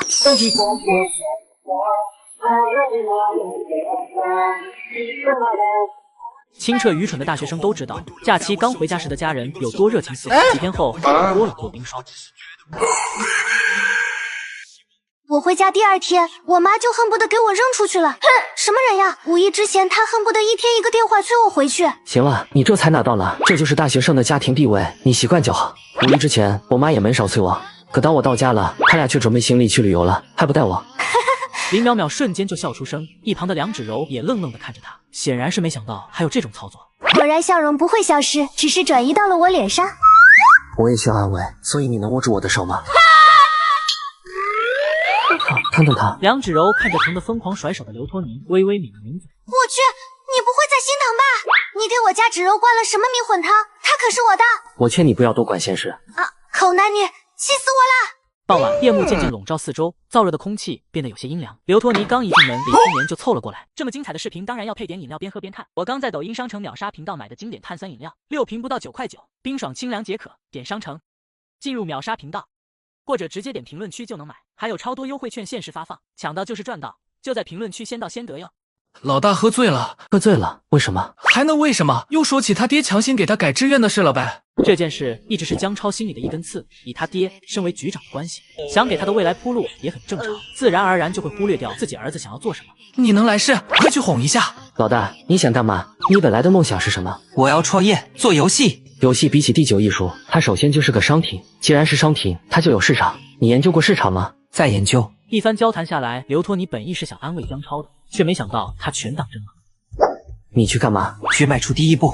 老大这是抽什么风？怎么想起一出是一出？我感觉他这样想很久了。他从大一开始不就没少念叨被他爹强行改志愿这件事吗？但他这跨度是不是太大了？他要开律所，我都没这么惊讶。哦，对你这么一说，我还真想起来了，他好像很多天前就开始研究这东西了。他这个执行力，搞不好还真能搞出点名堂。我就没这么大梦想，我打算考公务员。挺好。刘托尼说完就躺到床上，呆呆地看着天花板。法学院的学生创业做游戏，太炸裂了。不过马上也轮到自己做选择了。他想跟李思年一样过轻松日子，也想趁着年轻学江超那样得意。走其中一条，必然就会错过另一条路上的风景。人生就是这样，你甚至无法预料自己选择的这条路是否好走，亦或者遗憾。正是因为没法下定决心，才会思来想去，患得患失，直到失去迈步的勇气。有我陪着你呢。女孩憨憨的话突然回荡在他耳边。在干嘛？这看起来很是直男的句式，已经成了他每次跟梁芷柔聊天的语。梁芷柔每次都会老老实实回答自己在干什么，只是这次女孩不知道在忙什么，并没有像往常一样秒回。另一边，柳岩正开着江超的车，准备把她送到她朋友那里。她知道自己男朋友一直以来的痛点在哪，所以这种时候很惯着他，说送就去送了。这是要去哪？你说这是要去哪？不是你让我把你送到你朋友那的吗？哦，我想搏一把。你已经说过一遍。我真这样干，到时候搞不好会跟家里闹掰，然后这辆车一卖，我就一无所有了。你不嫌弃我？我还是更嫌弃现在的你多一点。按理说，我喜欢的江超可不会这么唯唯诺诺的。江超朝着车窗里的映着的自己笑了笑，脸上的阴霾散去了许多。哦，对，我还嫌弃以前的你。你要是敢像咱俩认识之前那样沾花惹草的，我就掰折你的二弟。我这辈子算是在你身上了。他坐在副驾驶上，跟柳岩有一句没一句的聊着，根本没注意到后排坐了个人。莫雨晴看着打情骂俏的两人，心里莫名有些羡慕。江超需要柳岩的时候，柳岩会立刻赶到他身边，但自己需要刘托尼的时候，才发现自己已经亲手把他赶走了。说起来，刘托尼最近是不是跟一个女生走得很近？怎么认识的？就你那个好闺蜜拒绝她表白那天，我们一宿舍陪她出去喝酒，那个女生当时正在咱们学校南门发传单呢，然后刚好碰到有人欺负那妹子。你也知道托尼是什么性格，他二话不说就冲上去给人对熄火了。后来我们出门的时候，那妹子也刚好打算回家，托尼发现她不小心烫伤的地方没抹药，就追了上去，然后送她回家的路上给人家披了件衣服。那女生刚好也是我们学校的，就找她还衣服，一来二去就越走越近了。柳岩没说话，默默点点头，悄悄继续从后视镜观察着莫雨晴的表现。莫雨晴正紧咬着下唇，原本充满骄傲的眼眸中，此刻尽是酸楚。你看着那女生咋样？不熟，那女生估计性格特别内向，所以托尼现在压根就没打算让我们认识。这种性格的妹子能遇到托尼，算她的福气吧。当然，我觉得托尼能在这种时期遇到她，也算自己运气好。进展呢？你不用替你好闺蜜问了，皇帝不急太监急。那如果皇帝急了呢？皇帝急了，那就找棵歪脖子树，自挂东南枝呗。你看历朝历代，皇帝急眼，就说明事情真的一发不可收拾了。没火烧眉毛的时候，皇帝只会光顾着享乐，人家才不急呢。太晚了。车上陷入了寂静，不一会儿，江超就到地方前。想哭就哭吧，等会再哭。啥意思？莫雨晴没有回答，拿出手机点进和刘托尼的聊天界面。两人已经10几天没有互相发过消息。前几天我妈跟我说她要从国外回来，结果我回家发现她骗我，我当时真的好难过。他学着自己以前跟他抱怨的口吻，对两人来说，莫雨晴这句话的含义已经很明显了。毕竟从小到大，他没少因为自己爸妈的事情哭着找他抱怨，他也向来都是随叫随到的。但这次刘托尼并没有秒回，女孩等了10几分钟也没等到答复。他头一次觉得10几分钟的时间如此漫长。你再不理我，我就告诉你妈，我要跟她说你欺负我，还要说她的那条铂金项链其实是你弄丢的。他仍旧学着过去聊天的口吻，还特意提起两人曾经的回忆。这还是他第一次跟他说话如此小心，如此处心积虑。就像这些天一样，各自过各自的生活吧，放过彼此。我真的累了，我想忘掉你。为什么啊？我们以前关系那么好。你自己也说了，是以前。刘托尼仍然在看着聊天界面发呆，静静地看着莫雨晴最后发的那句晚安。真有意思，我死心了，你开始主动起来了。我以前真的很爱你，很爱你，但是现在还是放过我吧。对不起，刚才忘记跟你说了，我感觉你喝粥快要喝腻了，就去给你包了包子。你以后吃腻了就告诉我，我给你换。但是早饭不能不吃。好。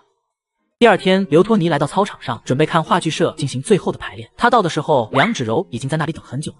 我真该死，让这小憨憨等这么久。见到刘托尼的身影，梁芷柔连忙跑到他面前，把自己带的早餐递给了他。好吃。看着面前这些为自己想做的事挥洒汗水的人们，刘托尼静静思考着江超跟自己说的话。梁芷柔，难不成我这人其实有不少优点？很多呀。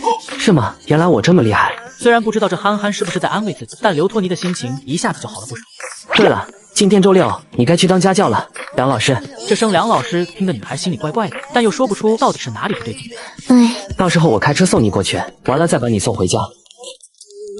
老大，借你的奔驰E300哦。OK。不用那么麻烦了，我自己。这才对嘛！专家建议你最好少反抗，不然的话，你越反抗，我越兴奋。你又欺负我？谁叫你被欺负了？你憨不拉几的不知道坏嘴呢！只要你学不会，我就一直欺负你。这样啊？看来想让这小憨憨抬头，还真是任重而道远的。哟，来看晚会。对啊，你过来干嘛来了？你俩在这说相声呢。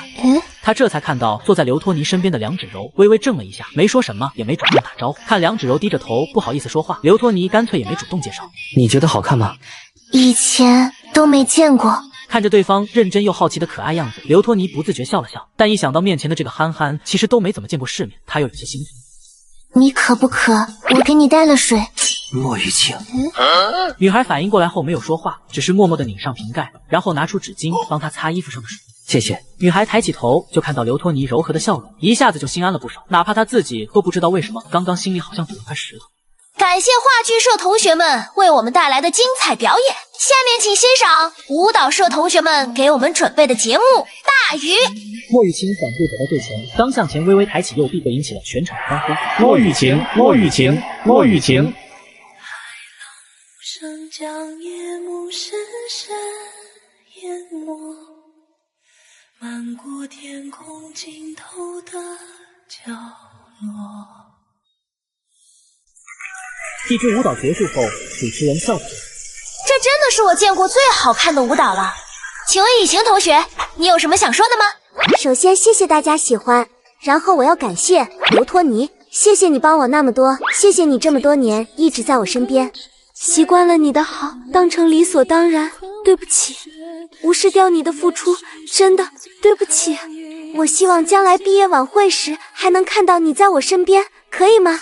我妈，刘托尼是谁？晚上别睡太深。我靠，这是我女神啊！刘托尼是哪班的？老子要跟他一换一。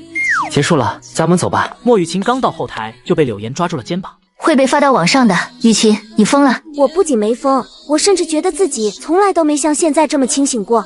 没关系，我在上面的时候没哭，妆没花，他看到的还是我最好看的样子，他一定会回心转意的。像你告白一样，我也当众丢脸了一次呢，我居然现在才感觉到，对不起。另一边，刘托尼开着车带着梁芷柔回去，只是一路上两人话都比较少。我走了呀。帮我跟阿姨问声好，这次我就不下去了。梁芷柔眨了眨眼睛，随后轻轻点了点头。女孩独自走在灯光昏暗的巷子里，头顶老旧的照明灯一闪一闪，有点瘦弱的身影看起来很是孤单。她低头慢慢走着，无论怎么想也想不明白为什么，但就是好难过，眼泪就是止不住的往下流。她不知道为什么一直以来都是孤身一人的自己，突然就离不开那个男生了。梁芷柔一边抹着眼泪一边走着，步伐很慢很慢。要在外面哭完，眼泪不能带回到家里，妈妈会担心的。梁芷柔，这时刘托尼的声音突然打破想象中的寂静。抬起头来，我说会一直在你身后，就是会。最近很多宝子问我憨憨芷柔后续在哪看，首先点击左下角下载一个番茄畅听，然后搜索憨憨芷柔，出来第一个就是了，全文可听可看，完全免费，等不及的宝子赶紧出门。我的好儿子们，爸爸回来了。靠，人呢？你们不会背着衣服我去吃饭了吧？我确实是在聚餐没有错，但我参加的是晚会庆功宴。尼哥，你是知道我的，我前阵子就搬出去住了。你晚上没吃饭吗？我给你带点回去。我吃了关东煮，还是女孩子喂我吃的。我靠，你真该死！下来一趟，很急。刘托尼来到宿舍楼下看了一圈，也没看到江超这边。他刚想拿起手机给对方打个电话，余光就发现有道亮丽的身影朝自己走来。莫雨晴，他来干嘛？被江超卖了。江超没出卖你，他喝多了，柳岩把他接走了。所以你一直在想约我出来的理由，然后这次知情的柳岩刚好找到机会，就陪着你玩了这出。我们还是那么有默契。刘托尼没有说话，如果换做之前莫雨晴和自己说这种话，自己做梦都能笑醒。但是今时不同往日，死去的飞灰又怎能重新燃起火光？莫雨晴看到刘托尼无比冷漠的陌生样子，心里一紧。他礼貌而又疏远，就像是面对一个陌生人。你还在生我的气吗？我从头到尾都没生过你的气。那为什么？我只是不想再喜欢你了。女孩愣在了那里，许久无言，只是红了眼眶。对不起，我知道错了，我不会再像以前那样了。我发誓，我这几天一直在想，在回忆咱俩从小到大的事情。我知道我一直以来对你很过分，但以后真的不会了。托尼，求求你了，你把原本属于我的爱还给我，好不好？不好！听到这话，原本在莫雨晴眼眶里打转的泪水瞬间就全都流了下来，沿着她细嫩的脸颊滑落，一滴一滴落到地上。为什么啊？你不是喜欢了我7年吗？你以前那么喜欢我的。是，我是喜欢了你7年，不过你自己也说了，那是以前。哼，你凭什么认为我会一直喜欢你呢？我不后悔以前对你那么好，也从来没后悔过自己的付出。但就像我那天说的一样，以后不会了。说实话，我以前真的非常喜欢你，很喜欢很喜欢，喜欢到哪怕是现在我都不想让你伤心，但我也是真的不想再回到你身边了。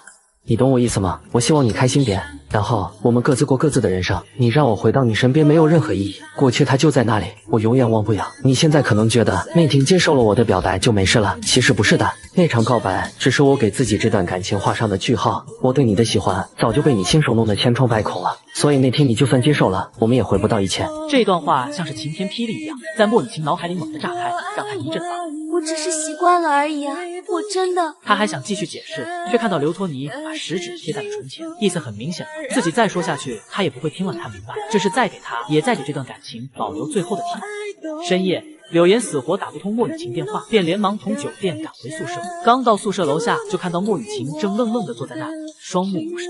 我错了，对不起，我真的知道错了。你跟我说没有用呀，笨蛋！我当时就跟你说了，你一定会后悔的。可是跟他说也没有用啊，我以前真的全都忘记了。什么忘记了？忘记了托尼对我有多好，那些已经成了我生活中的一部分，被我全部忽略掉了。直到现在，他离开我身边，我才后知后觉。柳岩默默地听着，没有反驳。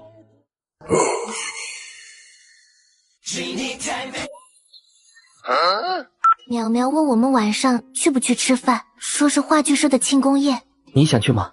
你别不好意思拒绝，这顿饭的性质跟你想的不一样，咱俩不是这顿饭的主角，去不去都行的。你要是觉得人多不习惯，直接说不去了就好，然后告诉林淼淼，就说过2天我要请你跟他吃顿饭，你就放心好了，不去不会伤感情的，咱们这样做又不会理亏。你想去吗？不想。这就对了，以后什么事情不愿意就直接说出来。没事，我先挂了，再睡会儿，好困。还有一件事。咋了？我请你吃饭呀，毕竟你帮我找工作这事，我还一直没谢过你。这个每天只舍得吃炒土豆丝的憨憨，居然要请我吃饭。是请你一个人。两人商量好下午碰面的时间后，他刚想继续睡会，梁芷柔的电话就又一次打过来。还有什么事情吗？淼淼说她把话剧社的庆功宴推到明天了，今晚要单独请我们2个吃。我吃啥都行，你俩慢慢商量吧，记得挑好点的地方，毕竟咱俩这阵子这么累死累活的忙的。好。晚上两人走进了一家火锅店，刚进去就看见林淼淼朝这边招手。你来的还挺早。你怎么知道我上了学校官网的？我说了吗？我刚刚不是说他来的挺早吗？哼，算了，懒说配听。梁芷柔，咱们多点些贵的，咱俩只请他，咱可不能白帮忙。你不要脸！你以为我不知道你每天去干什么吗？你就是在明修栈道，暗度陈仓。你在说什么？我怎么没听懂？你听懂了吗？林淼淼说不出话，他莫名感觉这俩人是一边的，只能白了刘托尼一眼，把菜单推给你就可劲点吧，多点些你爱吃的，毕竟你可没少帮我忙。看看你想吃什么，我和刘托尼今天全听你的。可是我也不知道点什么呀，你们都喜欢吃什么？我喜欢吃你喜欢吃的东西，快点吧，等会儿我就饿死了。几分钟过后，几人你一言我一语的扯东扯西，唯独这个小憨憨话比较少，大部分时间都在用公筷偷偷给刘托尼加肉加菜，时不时再给林淼淼加一点。你自己才吃多少？我看你光顾着丢我加了。我吃了很多了呀。看到女孩憨憨的模样，刘托尼忍不住用一根没用过的筷子戳了戳女孩的脸颊。这憨憨脸颊软乎乎的，抽起来实在好玩，看起来那么水嫩，不知道亲一口是什么感觉。你脸上终于有点肉了，看来自己的投喂计划很成功。你刘海是不是比那晚更长了？原来那样子已经够长了，你还留更长干啥？不容易被欺负。他最早的时候并没有特意留过刘海，只是后来即使他低着头，也会有人发现他长得好看像妻子，奇怪的眼神看得他浑身不舒服，有的上来搭讪，他只能别管。这种事情每发生一次，他就会特意留长尾，久而久之就变成了现在这样。没关系，我之前就说过了，有我在，没人能欺负你，就算是林淼淼也不行。跟我有什么关系？吃完几个人出来的时候，已经晚上8点多了。你是自己回去，还是先跟我一起去送梁芷柔？我自己打个车回去就行了。你过来，我跟你说件事。你要说什么？你可想好了，他已经离不开你了。这个憨女孩的心太小了，小到可能此生只容得下一个男人。她偷偷看你的时候，眼睛里有光。你放心吧，我永远不会离开他的。这话说完，林淼淼叫的网约车刚到，刘托尼挥了挥手，就走向梁芷柔那边。淼淼，他有啥事吗？他让我不要离开你。梁芷柔脑子一下子就转不过来了，只是羞愧的深深低下头，长长的秀发垂在耳边。你会离开我吗？那你会赶我走吗？不会啊，我怎么可能赶你走呢？那我就不会离开你。梁芷柔看着窗外的街道，似乎发现了哪里不对劲。这路和去我家的不太一样。肯定不一样，这就不是去你家的路。怎么这么寒？万一真把你卖了，你都感觉不出来是吧？你要带我去哪呀？去商场，给你买身衣服。给我买衣服干什么？你每天就来几件换着穿，不该买衣服吗？都洗得很粗糙了。不用的。你之前不是送我一个装单反的包吗？我怀疑你都要拒绝，不礼尚往来，还能不能当朋友了？那个包本来就是我要感谢他才送的来着，我送给他谢礼，然后他再送给我，是不是哪里出了问题？今天不是周末，这个点的商场就没那么多人了，大部分都集中在商场里面的各种餐饮店里。我也给你买一件吧。等你下次上课的工资下来再说。毕竟到那时候，这小憨憨就彻底清楚自己上一节课赚多少钱了。梁芷柔呆呆地看着刘托尼，自然没想到对方心里想了那么多，只是没想到这么简单就答应了，心里有些高兴。转过头开始回忆起刘托尼平时的穿衣风格，由于想得太专注，丝毫没注意到自己被电梯推到了尽头。专心点。女孩有些心有余悸，她越来越觉得待在刘托尼身边让人很安心。刘托尼看着周围的衣服，有些发愁。太贵的这憨憨肯定不会要，便宜的又不一定好看。这件怎么样？你喜欢吗？梁芷柔慢慢走过来，她没有先看裙子咋样，而是悄悄看了一眼价格。不好看。那再去看看别的吧。不好看。刘托尼很是耐心的又陪着她逛了一会，走到一条裙子前，这一件没有那么花里胡哨，但明显布料和做工要好得多。送女朋友的吗？先生真是有眼光，这款真的很适合你女朋友这种身材。这件不咋显眼。梁芷柔继续假装看裙子，偷偷看一眼价格。怎么这身要600多？够吃好多顿排骨了。虽然是挺好看的。女孩仔细看了一会儿，最终还是有些不舍得移开了目光。不好看呀，再看看别的吧。穿上试试。啊？咱俩都逛这么久了，你觉得不好看，也许是因为没穿上呢。试穿又不要钱，到时候还是觉得不好看的话再换呗。梁芷柔拗不过，只好点点头。刘托尼看着女孩走进试衣间，很是利索的转身就走，看得导购员一脸疑惑。他想到了电视剧里这样甩开女朋友的渣男，不过很快他就回来了，手里还提着一个购物袋。这件衣服麻烦你等会儿说是买1送1的。导购员愣了一会儿，随后才似乎想明白什么，呆呆的点了点头。很快女孩就怯生生的走出来了。这不是挺好看的吗？不好看。他也不知道刘托尼夸的是他人好看还是裙子好看。虽然他穿上之后对这条裙子越看越喜欢，但价格还是超过了他的选择范围。就这身了。是跟说好的不一样，你又骗我。挺值的，这家店做活动，买1送1呢。我们店里最近在做活动，消费买600元就会送1件夏装。你要不然再试试这个合不合身？这个是合身的，我干了很久了，看一眼就知道该拿什么尺买的。行，打包吧。女孩悄悄抬头看了刘托尼一眼，很快又别过了视线。这还是第一次有男生给她买衣服，陪她逛街。她之前从来不敢想的事情，刘托尼在不知不觉间已经为她做了太多。走吧。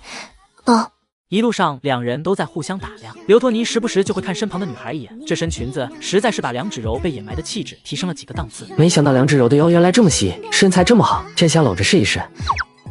我们回去吧，不要再给我买东西了，好不好？行，不给你买了。听到这话，梁芷柔顿时心安了不少。我再去给阿姨买点补品。不需要的，我会自己打工挣钱给她买的。你问阿姨了？女孩怔了一下，随后摇摇头。没有呀。那你怎么知道她不需要我买？真不用的。你说了不算，这不是送你的，那我去问问阿姨吧。好。他没有想到刘托尼的意思是买完带着去问。折腾好一会儿之后，梁芷柔终于把拿着大包小包的刘托尼拽出了商场。到了外面，才慌慌张张地撒开他的手臂。你又欺负我？给你买衣服也叫欺负你啊？我不是这意思。是我给你买衣服让你开心多一点，还是欺负你让你难过多一点？开心多一点。所以你不该谢谢我吗？为什么要抱怨我欺负你？谢谢你。不客气，应该的。说完，他才注意到商场这边大门外一地的花，感觉有点梦幻。给你拍张照吧，也不知道你下次穿着裙子是什么时候。女孩默默点点头，没有拒绝，接着站在了花海中间，强撑着抬起头，微风不停把她的长发轻轻挽到一侧，画面显得那么美好。我希望你能学会笑。我不会笑吗？我从来没见你笑过，一次都没有。梁芷柔听到这话有些迷茫，开始认真回忆起自己到底有没有对刘托尼笑过。在心里是肯定有笑过的，但是到底有没有表现出来，她自己也不清楚。我没有吗？刘托尼把手机举到他面前，虽然画面里的女孩有些羞涩，但是能看出心情很舒畅，但就是好像缺了点什么。从认识你到现在，我就没看你笑过，这些天你不开心吗？开心啊，真的很开心。遇到你之后的每一天都和做梦一样。那就是你自己的问题了。我不知道，我从来没有想过憋着不笑啊，我只是不想哭。结果你哭也没咋忍住，反而搞得自己不会笑了是吧？慢慢来吧，你以后少压抑自己的情绪，想笑就笑，想哭就哭。这一刻，他仿佛又看到了那个在火锅店里，哪怕一直被凶，眼泪也一直在眼眶打转，不敢哭出来的女孩。反正你笑的时候，我会陪你一起笑，哭的时候我也会给你擦眼泪，现在有我呢，我可以分担你的悲伤。难过的时候不一定非得吃颗糖才行哦。话音刚落，刘托尼感觉似乎有滴温热的液体划过自己的手指，注意力回到女孩脸上的时候，对方已经泪流满面。